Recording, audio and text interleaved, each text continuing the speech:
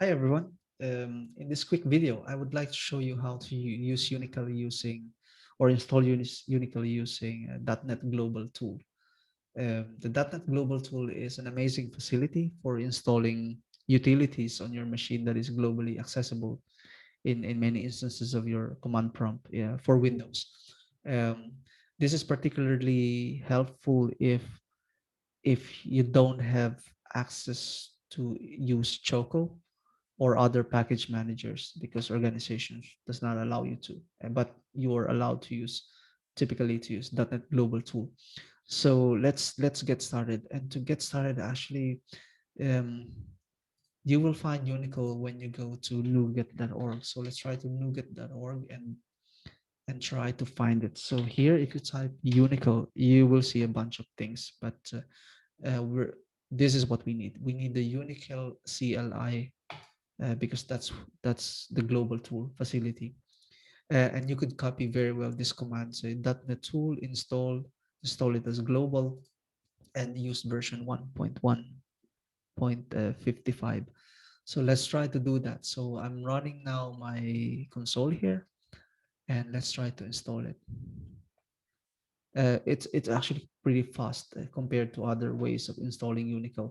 Um, and then let's try to see if we have access to the verb. So you can see now that with this simple facility, you have access to the tool right away, and you could very well use it out of the box.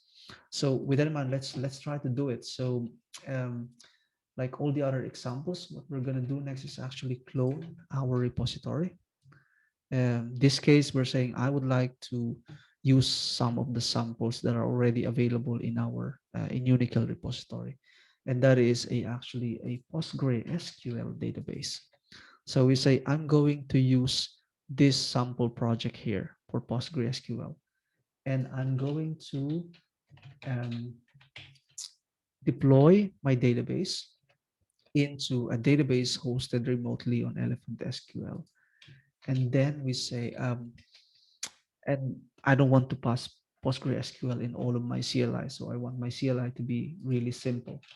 You could very well, of course, pass this along, but sometimes it's counterproductive to do that. So the next step is one of the most important thing, right? Unicl run debug. What it means is now I'm applying all of the scripts available here and print some debug information. So let's try to do that. And you can see now that it has picked up and prints all the scripts available in that folder, and create update the version tracking table. Typically, after you run, we would like to check what has been applied to that database. So this time we say Unicl list, and now we see what is the schema versions that has been applied to the database, when they are applied, who applied it, what is the version of the tool that has applied to it, and how long did it took to execute that.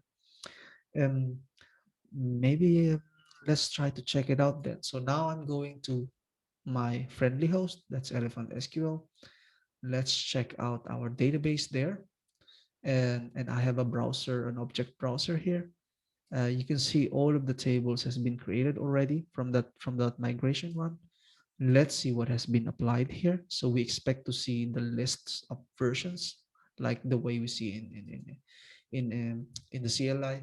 Let's see also the tables that has been seeded, because part of that migration is actually seeding the database, and the database is seeded using script files. But you could also seed the database using CSV, and they are going to get bulk imported into this table. And so now that we have the database filled up, but you run some tests, and then the transaction tables has been filled up, and you would like to start over again, but you don't have the maybe the rights or the authorization to drop the entire database. So uh, yeah, and in that way you could erase it. So this time we say, okay, I'm going to erase all the objects available in that database, and I'm going to force it so I and print some debug information. So what happens here, like all the other videos, is we just pick up the script available in the erase directory and then execute that and clean it up. And then of course, because it has been cleaned, you can reinstall it again. So now we are redeploying fresh. You can imagine the the transaction table having refreshed as well.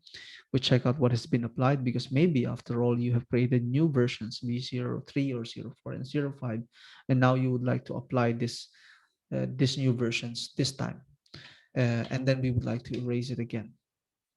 Yes. In other videos, and I probably have not mentioned that you could actually uh, target specific versions such as v0.01. I'm only going to do this one. So here we say I'm going to target only that specific version. Yep. And now let's try to see what has been applied. So see this, there's a bit of difference now, because it used, when you don't pass the target version, it goes all the way to the latest available local version. But this time I'm only interested only up to version 0.01. Um, and then let's erase it again for the benefit of the next video that I'm going to make. Yep. So I hope you get an idea here on how to use yuniql using .NET Global tool. But maybe it's about time now that we clean it up. So I'm going to uninstall it as well. Up. Okay, uninstall it. Um, Maybe I'll just go to nuget.org and copy how to install it. Okay, let's see here. Maybe I don't need the version for doing that. Yes, I don't need to specify the version. Now it's clean and it's no longer accessible. Okay, I hope you get some ideas of how to use it that way, and I welcome you to visit our repository, and appreciate if you could give a star or gives us and report some issues that you are encountering. It helps a lot in improving this tool. So thank you.